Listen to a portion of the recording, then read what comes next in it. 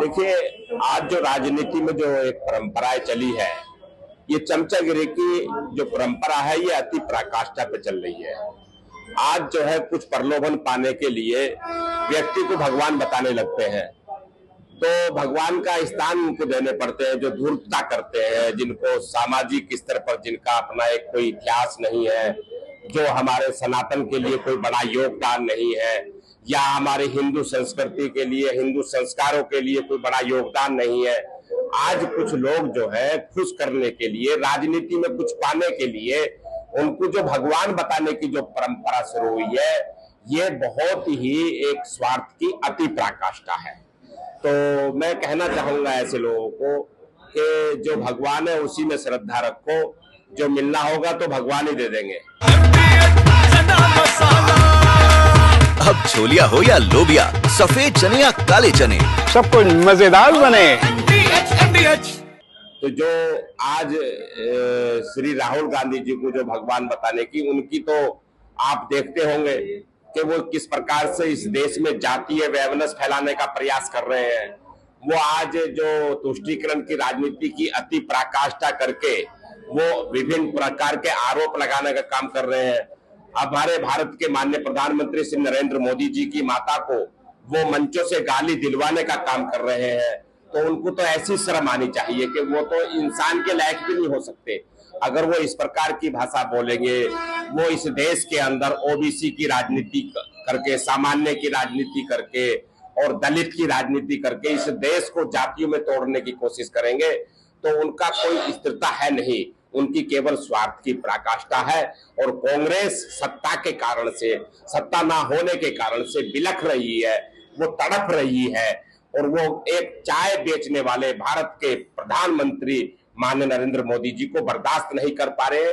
मैं कहना चाहूंगा कि श्री राहुल गांधी जी को भगवान परशुराम सद्बुद्धि दे और उनकी बुद्धि ठीक करें, और कम से कम इस देश के लिए सोचे, इस परिवार के लिए सोचे जो 140 करोड़ के देश है, इनको जाति में और धर्म में बांटने की कोशिश न करें। चुनाव से पहले ये बोला गया है कि वोट चोरी करते हैं भारतीय जनता पार्टी वाले, इसको लेकर आपका क्या कहना है? देखिए, ऐसा है कि एक कहावत है अनमोल जी कि जैसी जिसकी दृष्टि उसे वैसी ही वो सृष्टि दिखाई देती है।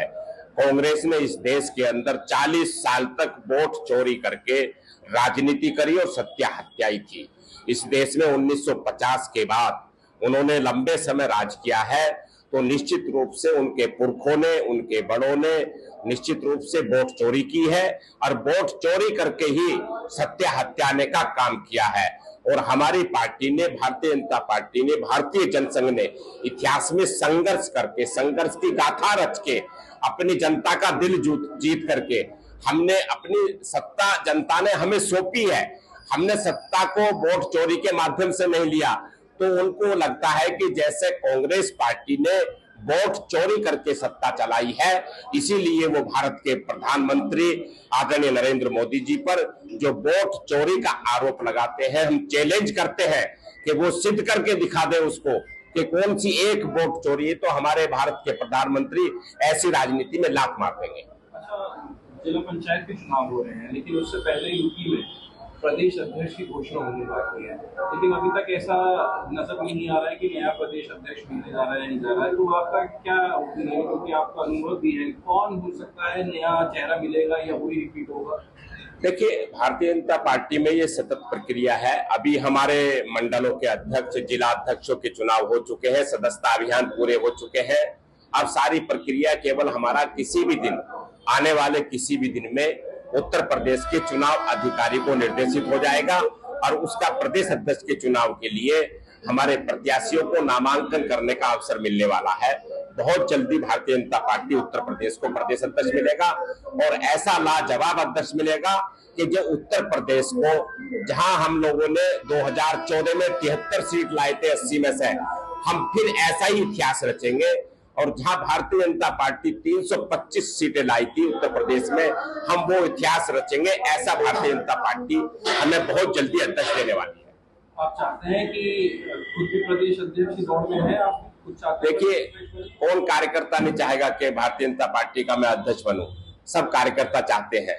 लेकिन नेतृत्व को फैसला होता है। भारतीय जनता पार्टी हमारी मां के समान है, वो जो निर्णय दे देगी उस आदेश का पालन हम करेंगे। अगर भारतीय जनता पार्टी ने अध्यक्ष का हम लोगों को जिम्मेदारी सौंपी तो हम उत्तर प्रदेश में जो जिस प्रकार की गुटबाजी वैमनस फैला हुआ है उसको ठीक करने का काम करेंगे। इस तरह की गुटबाजी आपको वो आपको देखने को सबको पता है, पूरे प्रदेश को पता है, पूरे जिले को पता है, पूरे उत्तर प्रदेश में किस प्रकार का वातावरण है। एक आखिरी सवाल नहीं बताया जा रहा है कि जाट, गुर्जर और राजपूत तीनों ही बिरादरी बटी हुई है और कहीं ना कहीं कुछ कार्यकर्ताओं से, कुछ नेताओं से नाराज है, क्या ऐसा है? देखिए, ऐसा कुछ नहीं है। भारतीय जनता पार्टी जाति पर और धर्म पर आधारित राजनीति नहीं करती। भारतीय जनता पार्टी विकास को लेकर के राजनीति करती है। भारतीय जनता पार्टी राष्ट्रवाद को लेकर राजनीति करती है। अगर इस प्रकार की कुछ चीजें कुछ किसी के कार्यकाल में पैदा हुई है उसे हम निश्चित रूप से ठीक करने का काम करें। दादी के हाथों का जादू और खुशबू से महकता घर, माँ की मुस्कुराहट और खाने की सुगंध, MDH गरम मसाला। क्योंकि हर रिश्ता है स्वाद से जुड़ा।